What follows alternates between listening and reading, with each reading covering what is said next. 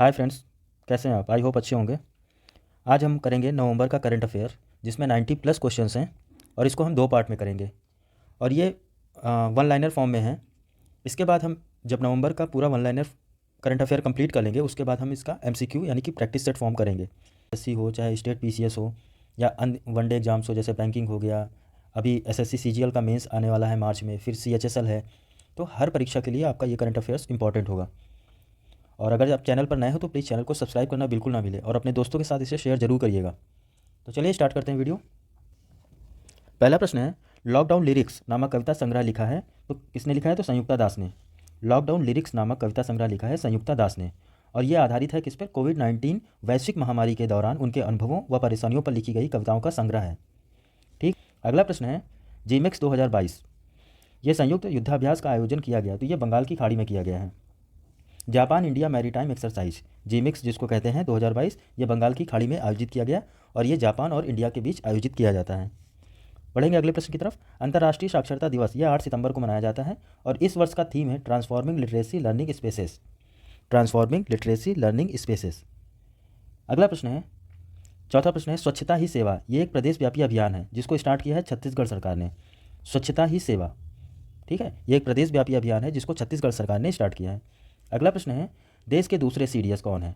Chief of defence staff, तो ये है अनिल चौहान। हमारे देश के पहले चीफ ऑफ डिफेंस स्टाफ थे जनरल विपिन रावत।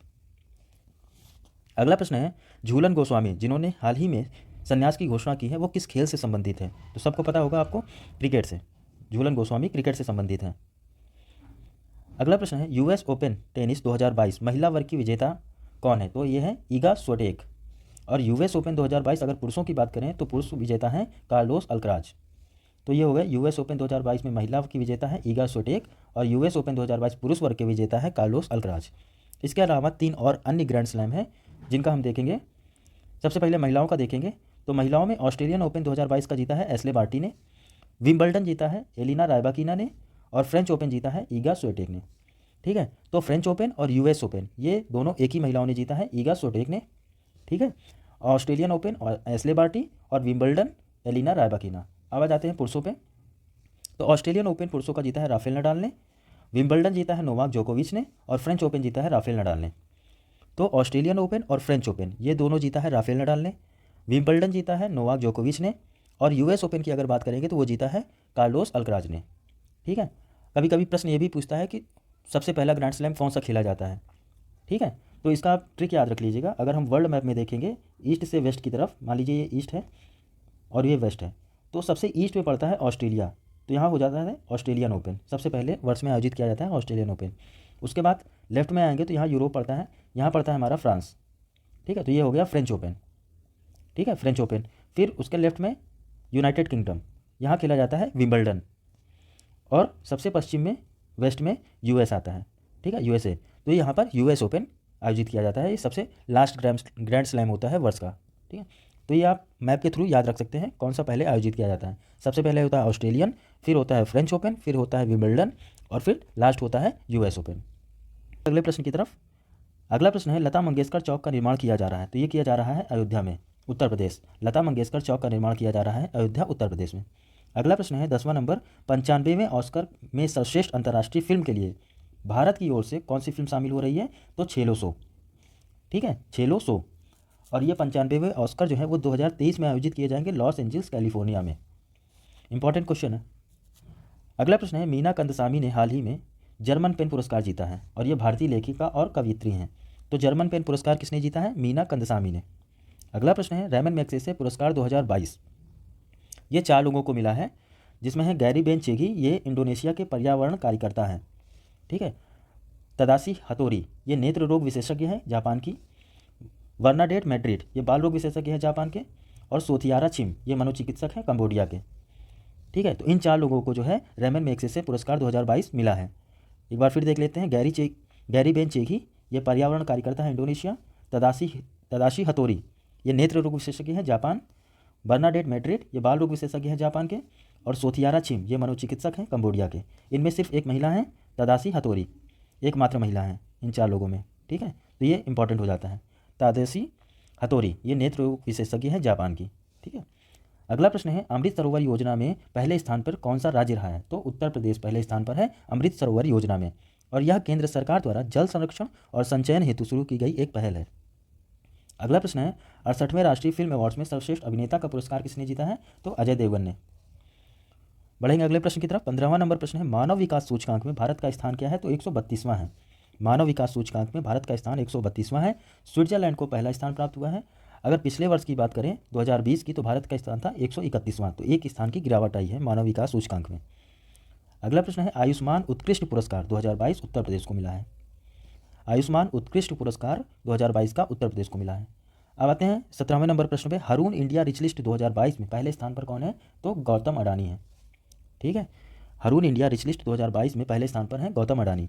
अगला प्रश्न है किस प्रदेश ने एक सैनिक स्टेशन और एक सड़क का नाम देश के पहले सीडीएस के नाम पर रखा गया है? तो वो प्रदेश है अरुणाचल प्रदेश। इन्होंने अरुणाचल प्रदेश ने अपने एक सैनिक स्टेशन और एक सड़क का नाम देश के नाम पर रखा है। हॉकी इंडिया के नए अध्यक्ष हैं दिलीप तिर्की। ठीक है, हॉकी इंडिया के नए अध्यक्ष हैं दिलीप तिर्की। भारत के 76वें चेस ग्रैंड मास्टर हैं प्रणव आनंद। अगला प्रश्न है 36वें राष्ट्रीय खेलों का आयोजन कहाँ किया जा रहा है? तो वो है गुजरात में। 36वें राष्ट्रीय खेलों का आयोजन किया जा रहा है गुजरात में, और उसका शुभंकर क्या है? तो वो है सावज। 36वें राष्ट्रीय खेलों का शुभंकर है सावज। देखिए कई तरीके से प्रश्न पूछेगा, आपसे पूछ लेगा कि राष्ट्रीय खेलों का कौन सा संस्करण है, तो आपको बताना रहेगा 36वां। कहाँ आयोजित किया जा रहा है? तो गुजरात में, और उसका शुभंकर क्या है? तो सावज है। तो सारे फैक्ट को आप बहुत ध्यान से देखिएगा, पेपर में कुछ भी पूछ सकता है। अगला प्रश्न है एशिया कप क्रिकेट 2022 किसने जीता है? तो श्रीलंका ने जीता है। किसको हरा के जीता है? तो पाकिस्तान को हराकर इसने जीता है। और एशिया कप के लिए फाइनल मैच में मैन ऑफ द मैच रहे हैं भानुका राजपक्षे, और ओवरऑल परफॉर्मेंस की बात करें तो man of the series player रहे हैं वनंदु हसरंगा। ये दोनों ही श्रीलंका से हैं, भानुका राजपक्षे और वनंदु हसरंगा। और एशिया कप क्रिकेट 2022 जीता है श्रीलंका ने पाकिस्तान को हराकर। तो अगर उप विजेता पूछ ले तो भी याद रखिएगा पाकिस्तान, और विजेता टीम है श्रीलंका। अगला प्रश्न है सैफ फुटबॉल चैंपियनशिप 2022, ये बांग्लादेश। ठीक है, सैफ फुटबॉल चैंपियनशिप 2022 बांग्लादेश। अगला प्रश्न है इसी से संबंधित फीफा अंडर 17 महिला विश्व कप, फुटबॉल से ही रिलेटेड है। फीफा अंडर 17 महिला विश्व कप 2022 का ये 7वां संस्करण था जो भारत में आयोजित किया गया, और स्पेन जो है विजेता रहा है, और कोलंबिया को हराकर इसने फाइनल जीता है। और प्लेयर ऑफ द टूर्नामेंट रही हैं विकी लोपेज जो स्पेन की हैं। तो फीफा अंडर 17 महिला विश्व कप का 7वां संस्करण था, भारत में आयोजित किया गया। स्पेन जो है विजेता रही है, उप विजेता रही है कोलंबिया, और प्लेयर ऑफ द टूर्नामेंट रही हैं विकी लोपेज जो स्पेन की हैं। अगला प्रश्न है बांग्लादेश फिल्म महोत्सव कोलकाता में आयोजित किया गया, और ये इसका 4था संस्करण था। अगला प्रश्न है हरियाणा ने हाल ही में पालतू कुत्तों का पंजीकरण अनिवार्य किया है। 27वें नंबर प्रश्न पे चलेंगे। फुटबॉल फॉर स्कूल पहल के तहत भारत में जो है कौन कौन सहयोग कर रहे हैं? तो फीफा और AIFF से साथ जो है समझौता किया गया है फुटबॉल फॉर स्कूल। इससे फुटबॉल को बढ़ावा देने के लिए ये पहल स्टार्ट की गई है, जिसमें सहयोग कर रहा है फीफा और ऑल इंडिया फुटबॉल फेडरेशन। इन दोनों के बीच एक समझौता हुआ है। अगला प्रश्न है 28वां नंबर French Open super badminton tournament, इसमें पुरुष युगल का खिताब किसने जीता है? तो भारत की तरफ से सात्विक साईराज और चिराग शेट्टी ने पुरुष युगल का खिताब जीता। French Open super badminton tournament में भारत के सात्विक साईराज और चिराग शेट्टी ने पुरुष युगल खिताब जीता है। अगला प्रश्न है भारत के नए महान्यायवादी कौन है? तो R वेंकट रमणी, और ये भारतीय संविधान आर्टिकल 76 के तहत एक प्रावधान किया गया है, एक महान्यायवादी होगा, आर्टिकल 76। अगला प्रश्न है 29वां नंबर भारत जल सप्ताह जो 1 से 5 नवंबर 2022 में आयोजित किया गया, ये इसका 7वां संस्करण था। ग्रेटर नोएडा में राष्ट्रपति द्वारा इसका उद्घाटन किया गया, और इसका थीम क्या है? तो water security for sustainable development and equity. क्या है theme? Water security for sustainable development and equity. बढ़ेंगे अगले प्रश्न की तरफ। 30वां नंबर प्रश्न हमारा है उत्तर प्रदेश का चौथा टाइगर रिजर्व कौन है? तो रानीपुर टाइगर रिजर्व। और ओवरऑल अगर बात करें तो देश का ये 53वां टाइगर रिजर्व है। उत्तर प्रदेश का चौथा है, नाम क्या है? Ranipur tiger reserve. है कहाँ पर? ये बुंदेलखंड का पहला, बुंदेलखंड। ठीक है, तो उत्तर प्रदेश का चौथा टाइगर रिजर्व कौन सा है? रानीपुर टाइगर रिजर्व बुंदेलखंड, देश का 53वां है। और इसके अलावा उत्तर प्रदेश के और 3 कौन कौन से हैं? तो दुधवा है, अमनगढ़ है और पीलीभीत है, और चौथा हमारा बुंदेलखंड है। ठीक है, बढ़ेंगे अगले प्रश्न की तरफ। 31वां नंबर प्रश्न है तराई हाथी रिजर्व, ये कहाँ पर है? तो केंद्र सरकार ने उत्तर प्रदेश के दुधवा पीलीभीत में हाथी रिजर्व स्थापना को मंजूरी दी है। तो तराई हाथी रिजर्व उत्तर प्रदेश में है, और केंद्र सरकार ने इसको मंजूरी दे दी है हाथी रिजर्व स्थापना की, और ये भारत का 33वां हाथी रिजर्व है।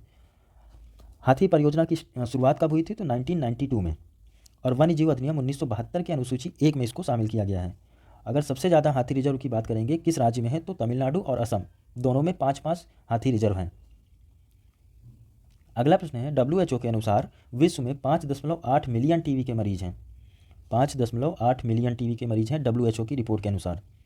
अगला प्रश्न है, विश्व में सबसे अधिक कार्बन डाइऑक्साइड गैस का उत्सर्जन करने वाले देश में चीन पहले स्थान पर है। ठीक है, और अगर हम प्रति व्यक्ति कार्बन डाइऑक्साइड गैस के उत्सर्जन की बात करेंगे तो अमेरिका पहले स्थान पर है।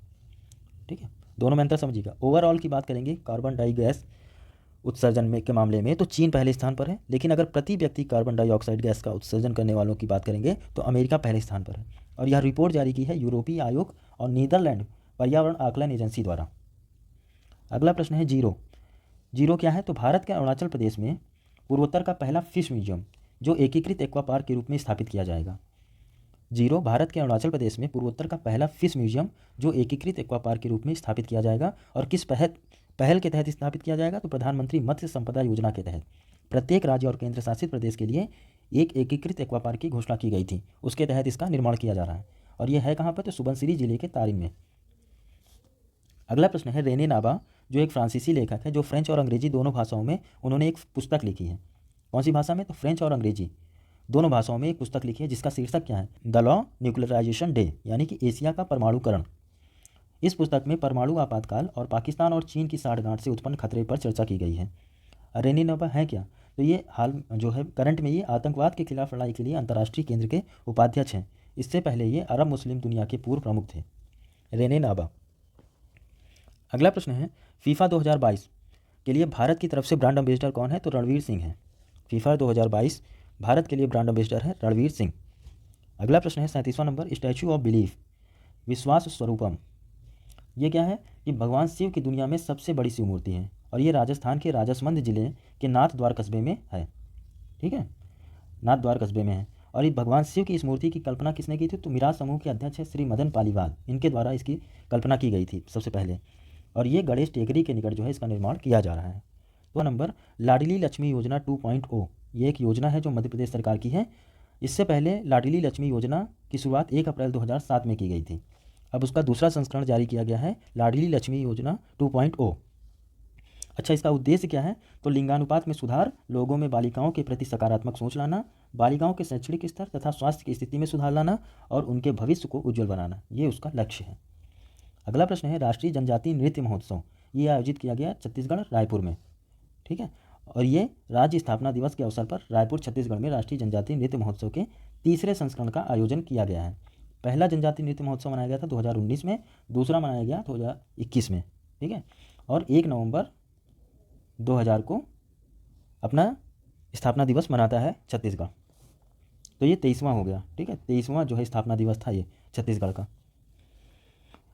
अगला प्रश्न है, दुनिया का नंबर 1 T20 बल्लेबाज कौन बन गया है, तो सूर्य कुमार यादव बन गया है। इससे पहले कौन थे, तो पाकिस्तान के मोहम्मद रिजवान को पीछे छोड़कर सूर्य कुमार यादव ने ICC की T20 रैंकिंग में दुनिया के नंबर 1 बल्लेबाज बन गए हैं।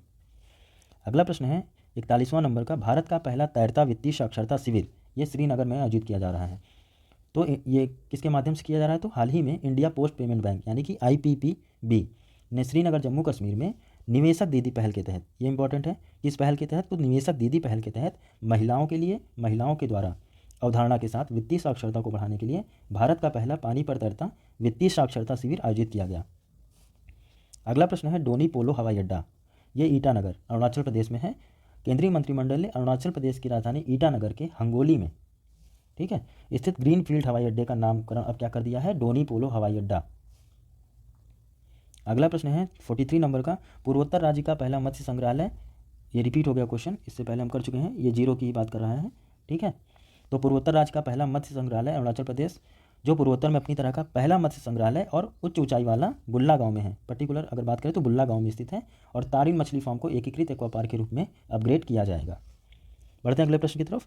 44वां नंबर प्रश्न है, देश के सबसे बड़े पवन टरबाइन की स्थापना कहाँ की जा रही है, तो मुंद्रा गुजरात में की जा रही है। किसके द्वारा, तो अडानी न्यू इंडस्ट्रीज ग्रुप के द्वारा। अगला प्रश्न है, अंतर्राष्ट्रीय बायोस्फीयर रिजर्व डे जो 2022 से प्रत्येक 3 नवंबर को मनाया जाएगा, इसकी घोषणा की गई है। तो अंतर्राष्ट्रीय बायोस्फीयर रिजर्व डे के रूप में मनाया जाएगा कौन सी दिन, तो 3 नवंबर को। अभी नासा ने सूर्य की सतह पर काले धब्बे वाली एक तस्वीर खींची है जो आंखों और मुस्कान जैसी दिखती है। इन धब्बों को कोरोनल हॉल कहा जाता है और ये है क्या, तो ये सूर्य की सतह पर एक ऐसा क्षेत्र है जहाँ से तेज़ सौर हवाएं अंतरिक्ष में फैलती हैं।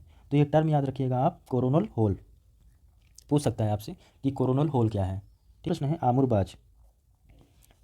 तो इसके बारे में क्या है कि मणिपुर में इसकी हत्या और बिक्री पर जो है प्रतिबंध लगा दिया गया है। और आमुरबाज को स्थानीय रूप से अखुई पुइना कहते हैं, ठीक है, अखुई पुइना नाम से जानते हैं। और ये चीन, मंगोलिया व रूस में इसका प्रवास होता है। और इंडिया में अगर बात करेंगे तो मणिपुर, नागालैंड और असम में ये प्रवास करते हैं। और IUCN रेड डाटा के हिसाब से ये लीस्ट कंसर्न श्रेणी के अंतर्गत रखा गया है। अगला प्रश्न है 48वां नंबर प्रश्न है हमारा, मौना लोआ। ये क्या है, तो ये जो है अमेरिका के हवाई द्वीप पर स्थित सक्रिय ज्वालामुखी है, जो 40 वर्षों बाद इसमें फिर से भीषण विस्फोट हुआ है। तो मौना लोआ, ठीक है, ये एक सक्रिय ज्वालामुखी पर्वत है जो हवाई द्वीप पर स्थित है, ठीक है, जिसमें 40 वर्षों बाद फिर से भीषण विस्फोट हुआ है। अगला प्रश्न है 49वां नंबर, 7वां वैश्विक प्रौद्योगिकी शिखर सम्मेलन। तो ये नई दिल्ली में आयोजित किया गया। 7वां वैश्विक प्रौद्योगिकी शिखर सम्मेलन नई दिल्ली में आयोजित किया गया।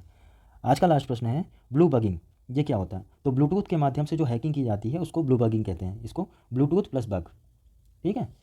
अब इसमें करते क्या है कि हैकर्स आपके डिवाइस के साथ पेयरिंग करने के बाद उसमें मालवेयर इंस्टॉल कर देते हैं, ठीक है, और आपके डिवाइस की सिक्योरिटी को डिसेबल कर देते हैं। इसी को हम जो है ब्लू बगिंग कहते हैं, ठीक है। तो ब्लूटूथ के माध्यम से जो हैकिंग की जाती है उसको ब्लू बगिंग टर्म का नाम दिया गया है, ठीक है। तो बाकी के रेस्ट क्वेश्चन हम करेंगे पार्ट 2 में। तो चैनल पर अगर नए हो तो प्लीज़ चैनल को सब्सक्राइब करिएगा और लाइक करिएगा वीडियो को, और ज़्यादा से ज़्यादा लोगों तक इसे शेयर करिएगा। मिलते हैं नेक्स्ट पार्ट में, तब तक के लिए बाय बाय।